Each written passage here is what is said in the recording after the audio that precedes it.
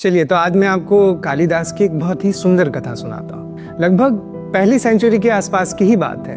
एक आदमी रहता था जिसे कोई खास नहीं समझता था। वह जन्म से ही बहुत ही बेवकूफ जैसा था, मंद बुद्धि था और दिखने में भी उसमें कोई खास आकर्षण नहीं था। ना ठीक से वो बोल पाता था, ना ही पढ़ा लिखा था, ना उसमें कोई संस्कार थे। वह एक सीधा साधा बहुत ही सिंपल लकड़हारा था। जितना मिलता उसमें ही वो खुश हो जाता था और लोग अक्सर उसे यूज करते थे, ठग लेते थे, क्योंकि वो जो लकड़ी जंगल से लेके आता था वो बहुत ही कम दामों में बेच देता था और लोग उसे बहुत ही कम दामों में खरीद भी लेते थे। लेकिन उसने कभी भी शिकायत नहीं की। पेट भरने के लिए खाना था, बेचने के लिए लकड़ी थी, बस वही उसके लिए काफी था। दुनिया को नहीं पता था कि उसके पीछे एक गहरी कार्मिक हिस्ट्री थी। कहा जाता है कि अपने पिछले 9 जन्मों में उसने माँ काली की बहुत ही कठोर तपस्या की थी। हर जन्म के अंत में प्रेम के उन्माद में अपने सर को काटकर अपने रक्त से माँ के चरणों में अर्पित किया था। जो उसका 10वां जन्म हुआ वो बहुत ही अज्ञान से भरा हुआ, असहाय हुआ कि वो पूजा करने के भी लायक पैदा नहीं हुआ। यही आखिरी कदम था कृपा के आने से ठीक पहले की। उसी राज्य में एक राजकुमारी रहती थी, असाधारण रूप से बहुत ही बुद्धिमान और सुंदर। उसने घोषणा कर दी कि वह उसी पुरुष से विवाह करेगी जो उसे शास्त्रार्थ में हरा दे। अनेक राजकुमार आए, हार गए और सजा के रूप में सब मारे गए। अपमानित और क्रोधित राजसभा के मंत्रियों ने बदला लेने का निश्चय किया। वो राज्य में सबसे मूर्ख व्यक्ति की तलाश में निकल पड़े। उन्हें जल्द ही एक लकड़हारा मिला जो जिस डाल पर बैठा था उसी को काट रहा था। मौका देखकर राजसभा के सदस्यों ने राजा के सामने विवाह का प्रस्ताव रखा। उन्होंने झूठ बोलकर ये कहा कि ये जो युवक है ये अत्यंत विद्वान है और 1 महीने का व्रत का पालन कर रहा है। ये सुनकर राजा प्रभावित हुए। इस तरह उसका विवाह राजकुमारी से हो गया। विवाह के समय राजकुमारी घूंघट में थी, इसीलिए उसे सच्चाई बाद में पता चली। पहली रात राजकुमारी ने सोचा कि शायद बातों से उसमें थोड़ा प्यार जागे। बाहर से ऊंट की मिलन की आवाज आने पर उसने पूछा, यह कौन पुकार रहा है? वह संस्कृत का शब्द उष्ट्र भी ठीक से बोल नहीं पाया। उसका उत्तर सुनते ही राजकुमारी समझ गई कि उसका भाग्य क्या है।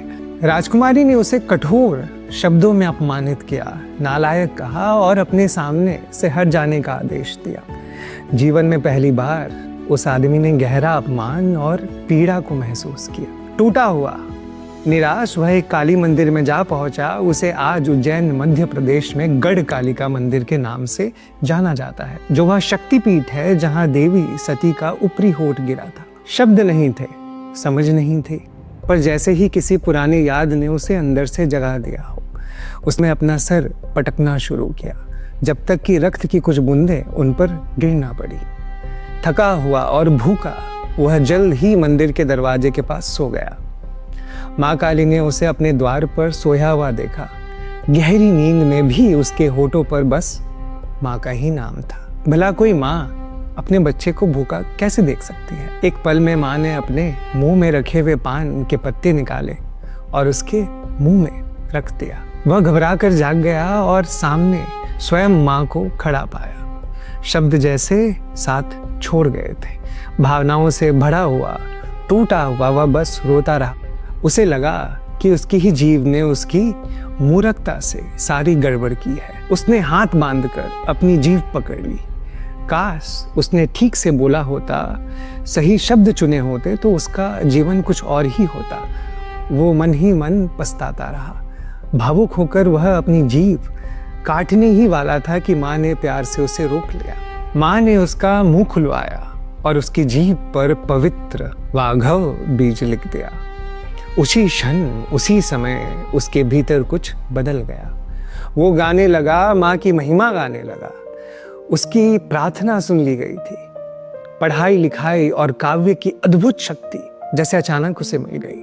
एहसानमंद होकर उसने माँ मातंगी की स्तुति में श्यामला दंडकम रचा। जो दंडकम पोएटिक स्टाइल में प्रसिद्ध है। वह थे कालिदास, काली के दास।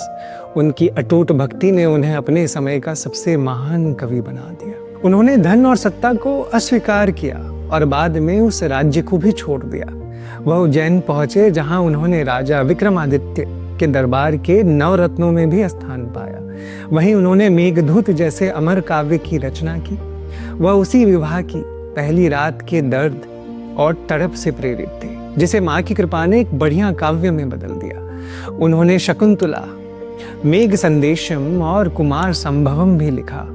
अगर वह अज्ञानी ना होते तो विवाह के लिए चुने ना जाते, अगर वह अपमानित ना होते तो समर्पण ना करते, और अगर समर्पण ना करते तो माँ काली प्रकट ना होती। माँ काली चाहती थी कि कालिदास कुछ समय संसार में रहें, उनकी वाणी बने, उनका मुख बने और मानवता को एक दिव्य काव्य का तोहफा दे। ये सब माँ की ही लीला थी और ये कहानी थी कालिदास की।